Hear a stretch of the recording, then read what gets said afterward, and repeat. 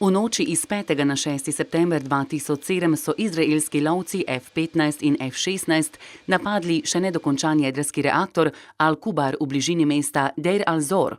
8 letal je poletelo iz izraelskih vojaških oporišč Ramon in Hatzerim in napadlo reaktor 450 km od sirske prestolnice Damask.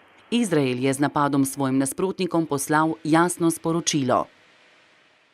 המסר מתקיפת הכור ב-2007 היה שישראל לא תשלים על בנייה של יכולת שתהווה איום קיומי על מדינת ישראל. זה המסר שהיה ב-81, זה המסר ב-2007, וזה המסר העתידי לאויבים שלנו.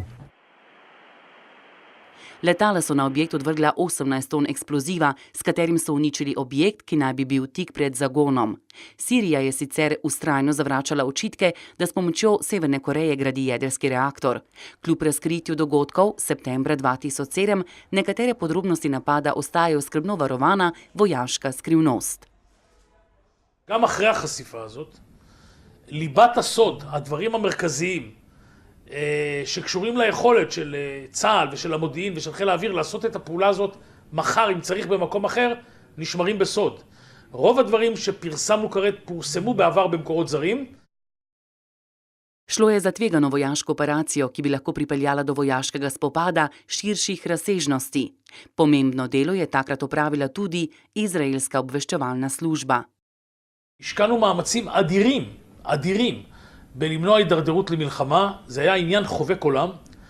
אני יכול לומר לך ששעות ספורות אחרי המבצע התייצבו קציני מודיעין של מדינת ישראל בפתח של הארמונות והלשכות של ראשי מדינות באירופה, בארצות הברית, ברוסיה ובמדינות ערב, כדי להציג בפניהם בחשאי חומר מודיעיני שמבסס את ההצדקה של תקיפת הכור הזה, כדי לעזור להם לתמוך בנו ולשכנע את אסד שלא להגיב.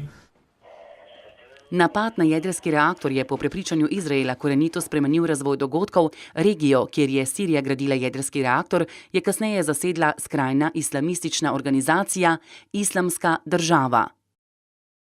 With the mess in Syria, with everything going on in the region, the last thing we would have needed here is a nuclear weapon. And our ability 10 years ago to think strategically and to strike locally was tremendously impressive. And it's one of the strengths that Israel has as a country and one of the things that we do have to do every 15, 20, 30 years. Razkritje izraelske vojske bi sicer lahko bilo tudi opozorilo Iranu, ki sicer zagotavlja, da svoj jedrski program izvaja zgolj v miroljubne namene, a sta ameriški predsednik Donald Trump in izraelski premier Benjamin Netanjahu do navedb Teherana precej skeptična.